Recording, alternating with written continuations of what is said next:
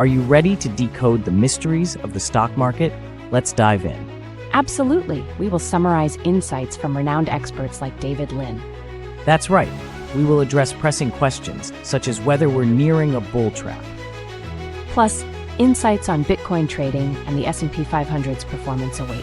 Imagine having the knowledge to act before trends become mainstream. Thanks to AI-driven summaries, this valuable information is just minutes away. Don't miss it. After this video, we will delve deeper with Joseph Wong's insights.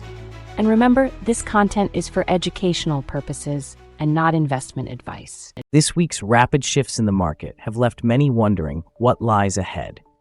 Joseph Wong is here to help us unpack these complexities. Indeed, it has been a wild week, with volatility spiking following the FOMC meeting.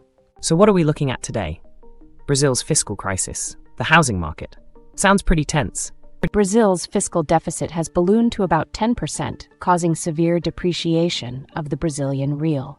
Isn't that a stark contrast to the situation in the United States? Definitely.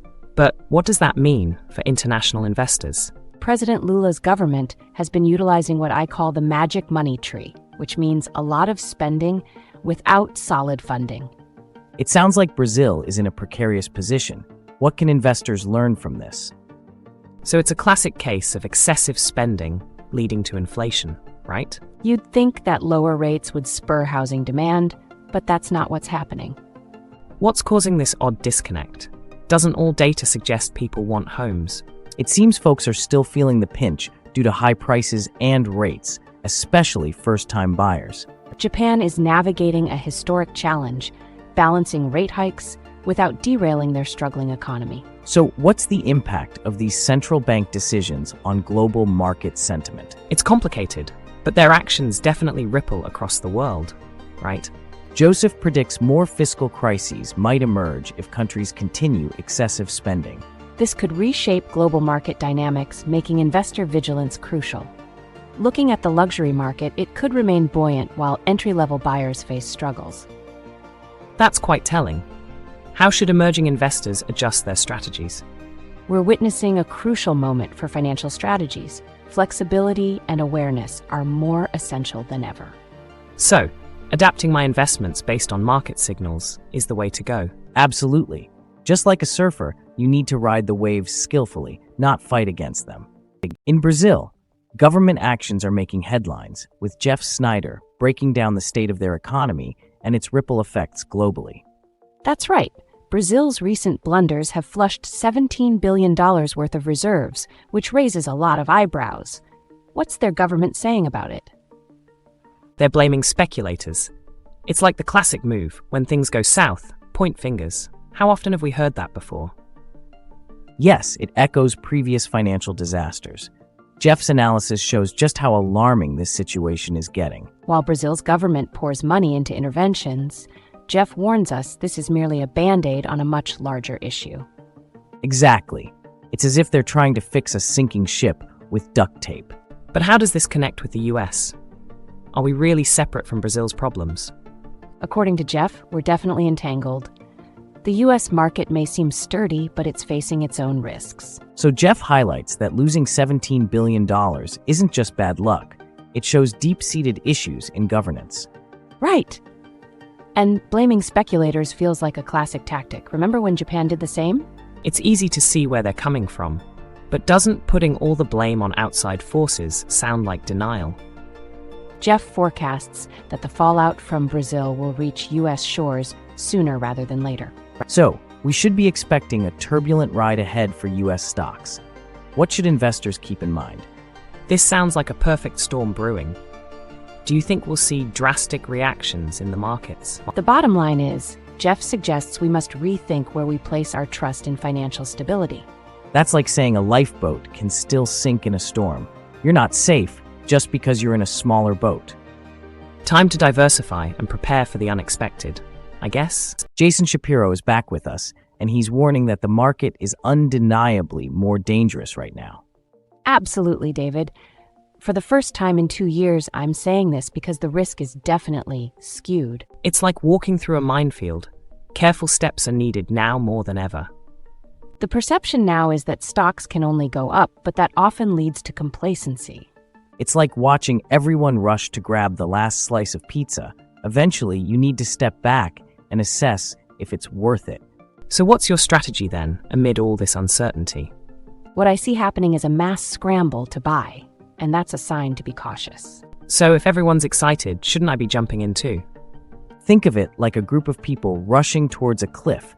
It's better to hold back until the dust settles. The energy market is ripe for investment. Natural gas is my main focus heading into next year. Are you saying I should put my money in energy stocks now? If you think of energy stocks as seeds, you're finding the right one to plant before spring. The landscape is unpredictable, but we can prepare by focusing on the right signals. So it's like being a weathered sailor navigating rough seas. You need to read the winds and waves carefully. I get it now. Survival in this market means knowing when to adjust your sails. What a wild week we just had. Matt, you noted the Jerome Powell scenario playing out this week. What are your thoughts? Absolutely. The market reaction feels reminiscent of previous downtrends we've seen. Could we be on the brink of a recovery? Right, so Matt, you're saying this might shape up to mirror the V-shaped recovery we saw back in August? That's ambitious. Just like in August, we might actually witness a quick rebound if buyers continue to show strength at these levels. Interesting. Can you break down what signals led you to this prediction? Of course, it's about understanding market internals, particularly the volume inflow we saw Friday. It reflected a strong buying appetite. When I looked at the candlestick structures on the S&P, we saw a lower wick suggesting buyers were stepping in. So is that a sign to expect a rebound? How reliable are those candlestick structures? Exactly. Reliable because historically, they indicate a buying response, much like video games where the low health bar forces power-ups. You mentioned the potential for a V-shaped recovery. Are you saying Christmas might bring us back to all-time highs? That's the hope. Given historical patterns, a holiday rally could be just the present investors are looking for. Stay alert. These early indicators could guide us into a promising holiday season. Exactly, and the lesson here is to remain adaptable. Just like in trading, we can't become complacent. Investigating the recent Fed-induced market jitters, Dr. Ed Yardeni joins us with compelling insights. Markets are spooked, but Ed believes this isn't a prelude to catastrophe. Instead, it could be a correction. Wait a minute. Is he saying we're still in a bull market despite all this volatility? Yardeni states that we may only see a minor correction, possibly a mere 10%, due to strong earnings ahead. So, if he's right, a little healthy correction might actually fuel future growth. But isn't he underestimating the risks from the political arena? Yardeni reassures us, saying he doesn't foresee a recession, just a temporary dip. But how can he be so sure when the market seems so volatile? Because, remember, earnings have been surprisingly resilient. Yardeni envisions an S&P 500 level of 7,000 by the end of 2025. That's ambitious. Sure, but doesn't it seem overly optimistic considering today's valuations? Exactly. How do we realistically achieve that target? To navigate the supposed calm after the storm, understanding strategy matters. Families need to reflect. Is their financial plan resilient enough?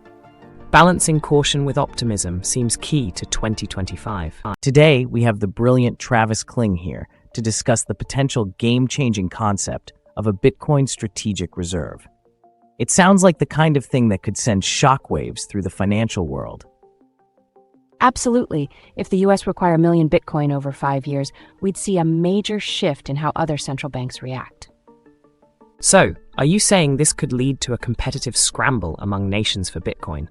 That sounds intense. Exactly. It's like a global chess game with Bitcoin as the ultimate prize. A strategic Bitcoin reserve would place immense pressure on other countries to adjust their monetary strategies. So, you believe countries might feel compelled to acquire Bitcoin simply to remain competitive? Exactly. Just like nations hoard gold, they'll look to Bitcoin as a critical reserve to secure their economic standing. If the US starts buying Bitcoin aggressively, other central banks won't just sit idly by, they'll likely front-run that move. It's fascinating. You liken it to a poker game where each player is trying to outmaneuver the others. Exactly. But can you really picture a world where multiple countries are scrambling for Bitcoin? That seems surreal. But here's a burning question. Would this move undermine the US dollar? Well, it might seem counterintuitive, but could actually strengthen the dollar as countries adopt Bitcoin. So you're saying holding Bitcoin could act as a hedge for the dollar's integrity? That's quite a twist. From a game theory perspective, the US holding Bitcoin shifts the stakes dramatically for other countries. It almost feels like a high-stakes poker game where the future of global finance hangs in the balance. So is there a risk of accelerated inflation if countries react impulsively? Travis, your commentary on financial nihilism is intriguing. What do you see as its impact on the crypto landscape? Financial nihilism has permeated the market, leading many investors to chase hollow projects like meme coins. It's like a cautionary tale for crypto enthusiasts who still believe in the core principles of investment. As we brace for new regulations under a potential Trump administration, I predict we'll see settlements that redefine the ground rules for crypto. That could be revolutionary, but could it also lead to misalignments in market values? So if this strategic reserve happens, what are your price targets for Bitcoin, Travis? Without a Bitcoin strategic reserve, I'd estimate prices hovering around $140,000 to $175,000.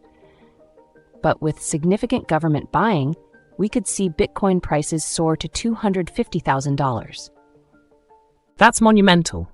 Are we on the cusp of a Bitcoin frenzy amongst nations? I expect a wave of regulatory updates that could fundamentally reshape how we view altcoins and their utility. Wow, it sounds like these changes could unlock a flood of investment back into crypto. It's almost like lifting the fog of uncertainty for investors and institutions. In this evolving landscape, it appears Bitcoin could become a key player in shaping not just finance, but geopolitical power dynamics. But as you said, investors need to tread carefully amidst these shifting sands. The volatility in this space means that understanding these dynamics is more crucial than ever for savvy investors. What a deep dive into the minds of financial experts. Right? From Travis Kling's bold insights on Bitcoin to Dr. Yardeni's optimism for the stock market. It's intriguing to think a Bitcoin reserve could influence global economics, but can it really compete with regulatory realities? Exactly. And while Dr. Yardeni sees earnings propelling us upwards, others like Matt throw in caution, urging awareness of the market's volatility. It really highlights how perspectives can clash, right? Especially in uncertain times. For sure. And speaking of uncertainty, Jeff Snider's analysis of Brazil is eye-opening. It makes us ponder our own economic bubbles. Definitely. And Joseph Wong ties it all together, urging us to reconsider our views on fiscal policies. So much insight packed into this discussion. If you found this as thought-provoking as we did, don't forget to hit like. And subscribe so you never miss out on valuable content like this. Thanks for tuning in. We hope you'll check out our other videos for even more financial wisdom.